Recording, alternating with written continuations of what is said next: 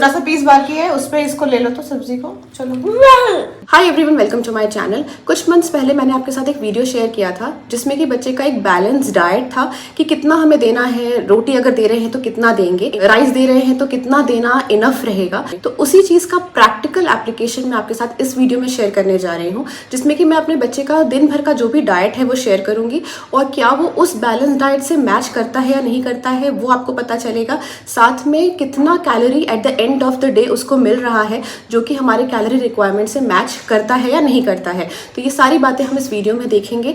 आप भी अपने बच्चे का डाइट प्लान मुझे मेल कर सकते हैं या फिर कमेंट बॉक्स में लिख सकते हैं और वो मैं अपने चैनल पे उसको रिव्यू करूंगी और अपने सजेशंस भी कुछ ऐड करूंगी ताकि बाकी मदर्स को भी नए आइडियाज आएंगे डाइट प्लान को लेकर और साथ में वो ये डिसीजन ले पाएंगे कि जितना उनका बच्चा खा रहा है क्या वो सही अमाउंट खा रहा है। तो आइए शुरू करते हैं आज का वीडियो। स्टार्ट करने से पहले उस वीडियो के 2 इंपॉर्टेंट पॉइंट्स। पहला, हमने फूड को 5 कैटेगरी में डिवाइड किया था, grains, protein, dairy products, fruits and vegetables. और दूसरा इंपॉर्टेंट पॉइंट, कैलोरी रिक्वायरमेंट 2 से 5 साल के बच्चे की होती है 1000 से लेके 1400 कैलोरी पर डे।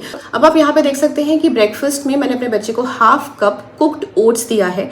ओट्स आता है ग्रेन्स कैटेगरी में। अब ग्रेन्स कैटेगरी की रिक्वायरमेंट कितनी थी? 2 to 5 ounce per day. In half cup cooked oats जो होता है वो 1 आउंस के बराबर होता है, तो यहाँ पे उसको 1 आउंस मिला।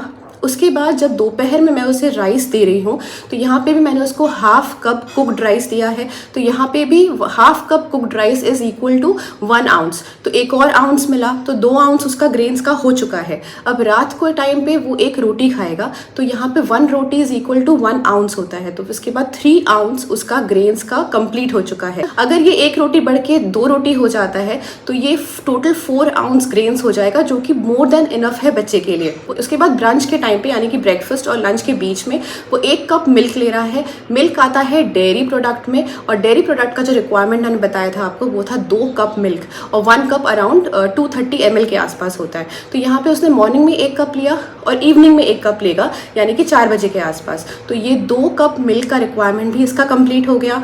मिल्क के साथ उसने थोड़ा सा हाफ कप फ्रूट्स लिया है। तो अब आता है फ्रूट्स कैटेगरी। तो फ्रूट्स कैटेगरी का रिक्वायरमेंट था हमारा 1 to 1.5 कप्स ऑफ फ्रूट्स। अब कप्स ऑफ फ्रूट से आपको कंफ्यूज होने की जरूरत नहीं है। समझ लीजिए कि हाफ कप फ्रूट यानी कि 1 स्मॉल बनाना, हाफ कप फ्रूट यानी कि 1 स्मॉल एप्पल। यानी कि अगर वो यहाँ पे एक छोटा एप्पल खा रहा है तो उसको हाफ कप फ्रूट मिल गया है। उसके बाद इवनिंग के टाइम पे वो डेट्स खा रहा है या फिर बनाना खा रहा है तो बनाना खाने से भी उसको हाफ कप फ्रूट मिल गया।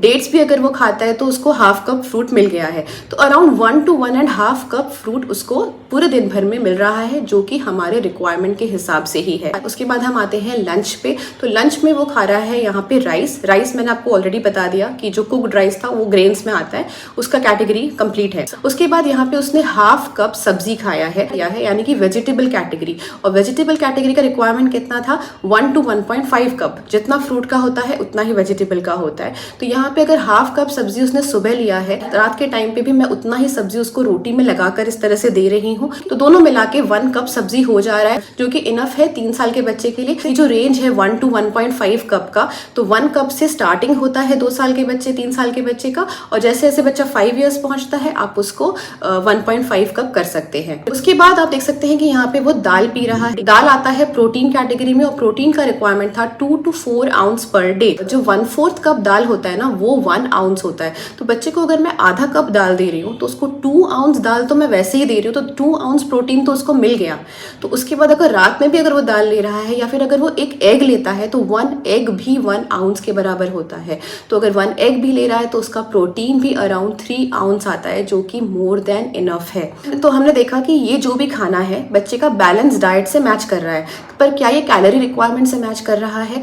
तो वो हम कैसे देखेंगे कि अगर बच्चा ओट्स खा रहा है तो जितना बच्चे ने ओट्स खाया है वो अराउंड उसको 100 कैलोरी देगा। आप कैलकुलेट करते चले जाइए। उसके बाद राइस जितना खा रहा है वो उसको 200 कैलोरी दे रहा है। रोटी वो 1 खा रहा है तो 120 कैलोरी मिल रहा है, पर साथ में अगर आपने घी दिया है तो 100 कैलोरी ऑलरेडी ऐड हो जाता है। टोटल मिला के सिर्फ ग्रेन्स कैटेगरी से उसको 470 कैलोरी मिल रहा है अगर हमने घी को हटा दिया है। मिल्क जितना वो पी रहा है उससे उसको 200 कैलोरी मिल रहा रहा है। 1 कप सब्जी अगर वो सुबह शाम खा रहा है तो उसको अराउंड 250 कैलोरी के हिसाब से मिल रहा है। फ्रूट वो जितना खा रहा है, जैसे एक छोटा बनाना जो होता है वो अराउंड 80 to 90 कैलोरी का होता है, तो अगर वो 2 फ्रूट खा रहा है तो समझ लीजिए कि 90 + 90 180 कैलोरी अराउंड उसको मिल रहा है। दाल जितना वो पी रहा है वो उसको 200 कैलोरी देता है। तो अगर जब आप इनको टोटल करेंगे तो बच्चे का आता है 1290 कैलोरी, और हमारा रिक्वायरमेंट कितना था 1000 से लेके 1400 तक, तो वो उसके रेंज में ही है।